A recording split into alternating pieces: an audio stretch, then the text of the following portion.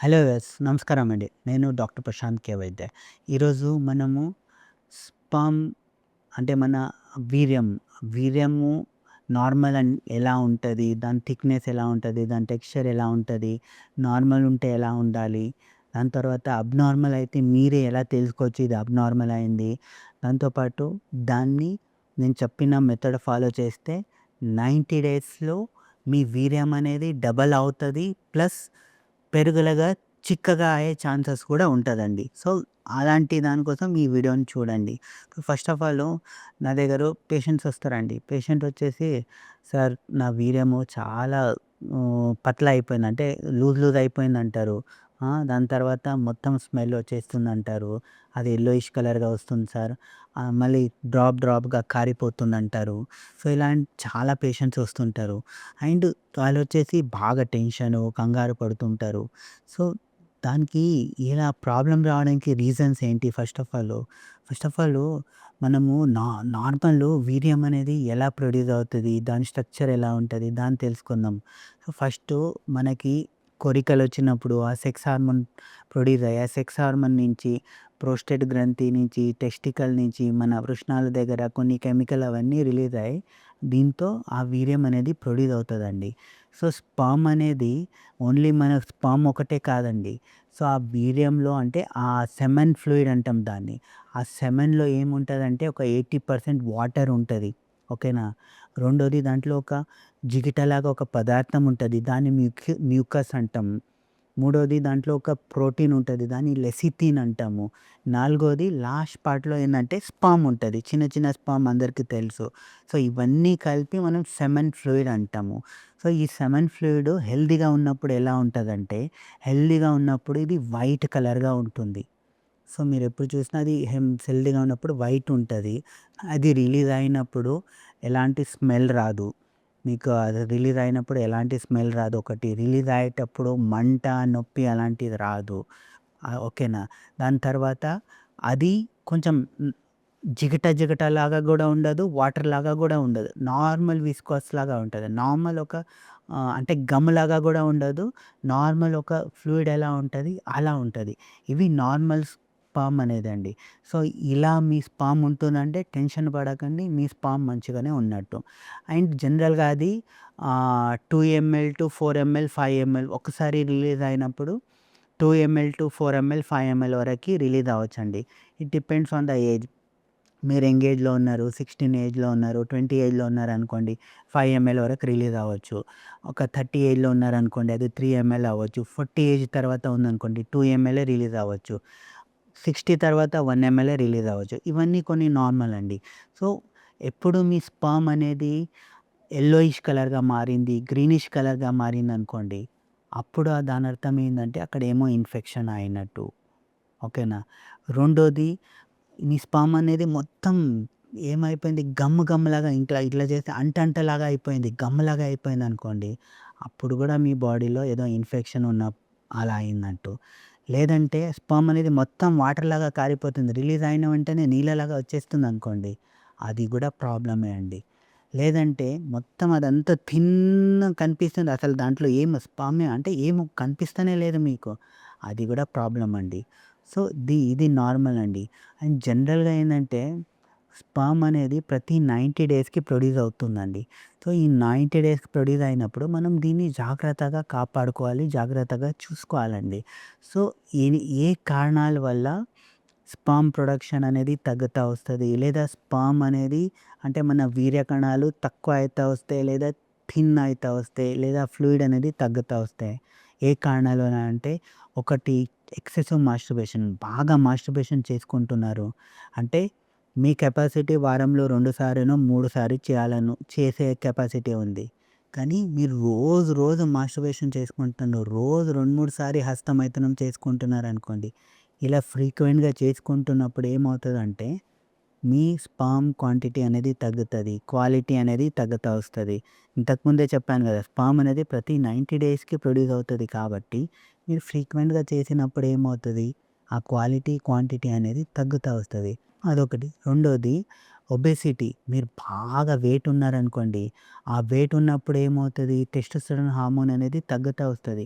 Plus మీ పురుషాంగం మీద, testicle మీద pressure అనేది ఎక్కువొస్తది. ఆ ఎక్కువ రావడం వల్ల మన వృషణాలకి అంటే బాల్స్‌కి ఇవన్నీ దానికి బ్లడ్ సర్క్యులేషన్ సరిగా ఉండదు. సో, దానివల్ల గూడా మీ స్పెర్మ్ క్వాలిటీ, క్వాంటిటీ అనేది తగ్గే అవకాశాలుంటాయండి.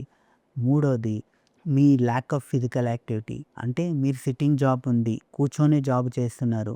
కూర్చొని జాబ్ చేసే వాళ్ళు ఏమవుతది, అసలు కూర్చొని అక్కడ బ్లడ్ సర్క్యులేషనే అందదు. సో, దానివల్ల బ్లడ్ సర్క్యులేషన్ సరిగ్గా రాదనుకోండి, అప్పుడు ఆటోమేటిక్‌గా మీ స్పెర్మ్ క్వాలిటీ, క్వాంటిటీ అనేది తగ్గుతా వస్తది. నాలుగోది మీకు ఫ్రీక్వెంట్‌గా యూరినరీ ట్రాక్ ఇన్ఫెక్షన్ వస్తుంది. అంటే ఫ్రీక్వెంట్‌గా మీరు పబ్లిక్ టాయిలెట్ యూజ్ చేస్తున్నారు, వాటర్ తక్కువ తాగుతున్నారు. ఇవన్నీ రీజన్ ఉన్నా గూడా మీ స్పెర్మ్ క్వాలిటీ, క్వాంటిటీ తగ్గుతా వస్తది. ఐదోది మల్టిపుల్ పార్ట్నర్స్. అంటే మీరు ఫ్రీక్వెంట్‌గా అక్కడ ఇక్కడ వెళ్లి కలుస్తున్నారు. 10 గర్ల్ ఫ్రెండ్‌తో వెళ్లి కలుస్తున్నారు. ఇవన్నీ హ్యాబిట్స్ ఉన్నాయనుకోండి. అప్పుడేమవుతది న్యాచురల్‌గానే మీకు కొన్ని సెక్షువల్లీ ట్రాన్స్‌మిటెడ్ డిసీజెస్ వచ్చే అవకాశాలుంటాయి. అలాంటి ఇన్ఫెక్షన్ వచ్చినాయనుకోండి, అప్పుడు మీ స్పెర్మ్ అనేది అన్‌హెల్తీగా అవుతది. దాని క్వాలిటీ, క్వాంటిటీ అనేది ఇదవుతది. ఎస్పెషల్లీ ఆహ్, చాలా గ్రీనిష్‌గా మన ముక్కు నుంచి కఫం వచ్చినప్పుడు ఎలా వస్తది, అలా గ్రీనిష్‌గా డిశ్చార్జ్ అవుతుందనుకోండి, అప్పుడు అది సెక్షువల్లీ ట్రాన్స్‌మిటెడ్ డిసీజ్ అవ్వొచ్చండి. ఇవన్నీ కొన్ని రీజన్స్ వల్ల స్పెర్మ్ హెల్త్ అనేది ఎఫెక్ట్ అవుతదండి. సో, దీన్ని మనం న్యాచురల్‌గా ఎలా ఇంప్రూవ్ చేసుకోవచ్చు? ఎలా మన స్పెర్మ్ క్వాలిటీని, క్వాంటిటీని ఇంప్రూవ్ చేసుకోవచ్చు? ఒకటి ఏందంటే, ఇంతకు ముందే చెప్పాను గదా నేను, హైడ్రేషన్. అంటే మన స్పెర్మ్‌లో, సెమెన్‌లో 80% వాటరే ఉంటది.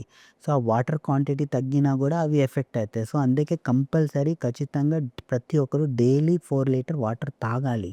ఆ 4 లీటర్ వాటర్ తాగినప్పుడు ఆ స్పెర్మ్ అనేది హెల్తీగా, మంచిగా ఉంటది. అదొకటి. రెండోది మాస్టర్బేషన్ స్టాప్ చేయండి.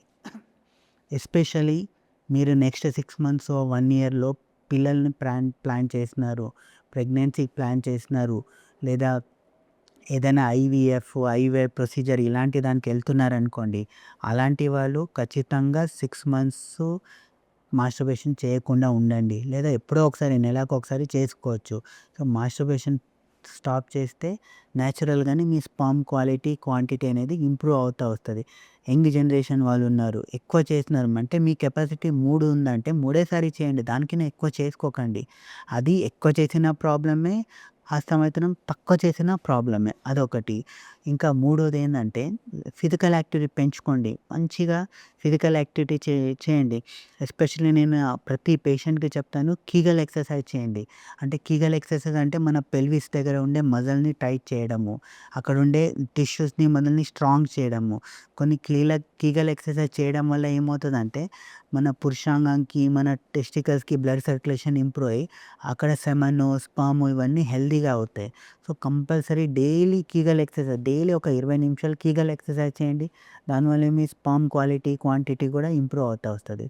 ఐదోది మంచి zinc, magnesium, omega 3 fatty acid, folic acid ఇవన్నీ ఉండే పదార్థాలు తినండి. ఇవన్నీ మీరు రెగ్యులర్‌గా తింటా వచ్చారనుకోండి, మంచిగా సెట్ అవుతది. 2 చెప్తాను. ఒకటి నువ్వుల లడ్డు. అంటే నువ్వులంటే నువ్వులు తెలుసు గదా! మంచి నువ్వులు తీసుకోండి. ఒక 100 గ్రామ్ నువ్వులు తీసుకొని దాన్ని ఘీ రోస్ట్ చేయండి. మంచిగా ఘీలో రోస్ట్ చేసేసి బెల్లం పాకం చేయండి. బెల్లం పాకం చేసేసి దాంట్లో పల్లీలేయండి. పల్లి పౌడర్ అన్నా ఎయొచ్చు. లేదా చిన్న చిన్న ముక్కలాగా ఏసేసి చేసేయండి. ఆ బెల్లం పాకంలో ఈ నువ్వులేసేసి కలిపేసి మంచిగా చిన్న చిన్న లడ్డూలు ప్రిపేర్ చేయండి. ఈ లడ్డూల్ని డైలీ రాత్రిపూట ఒక లడ్డు తిన్నారనుకోండి 3 మంత్స్ అంటే 90 డేస్ ఒక లడ్డు తిన్నారనుకోండి, న్యాచురల్‌గా మీ స్పెర్మ్ అనేది క్వాలిటీ, క్వాంటిటీ అనేది ఇంప్రూవ్ అవుతా వస్తది.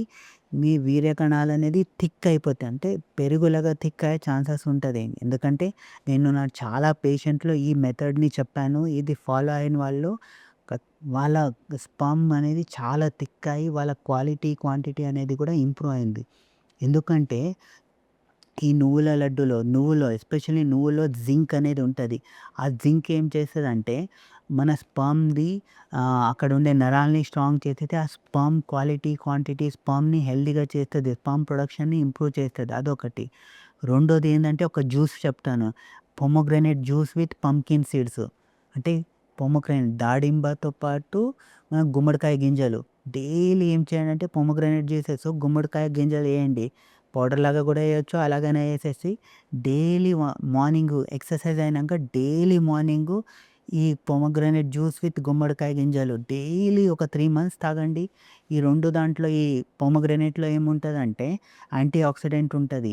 అంటే అక్కడ ఏమైనా ఇన్ఫెక్షన్ ఏదైనా ఉన్నా కూడా అది తగ్గిస్తది. తగ్గించి ఆ పార్ట్‌ని హెల్తీగా చేస్తది. దానివల్ల స్పెర్మ్‌లో ఏమైనా ఇన్ఫెక్షన్ ఉన్నా తగ్గుతది. స్పెర్మ్ క్వాలిటీ, క్వాంటిటీ అనేది ఇంప్రూవ్ అవుతా వస్తదండి. సో, ఈ 2 మెథడ్ మీరు రెగ్యులర్‌గా ఫాలో చేశారనుకోండి, ఖచ్చితంగా మీ స్పెర్మ్ అనేది మంచిగా పెరుగులాగా చిక్కగా అవుతదండి. అర్థమైందా వ్యూవర్స్?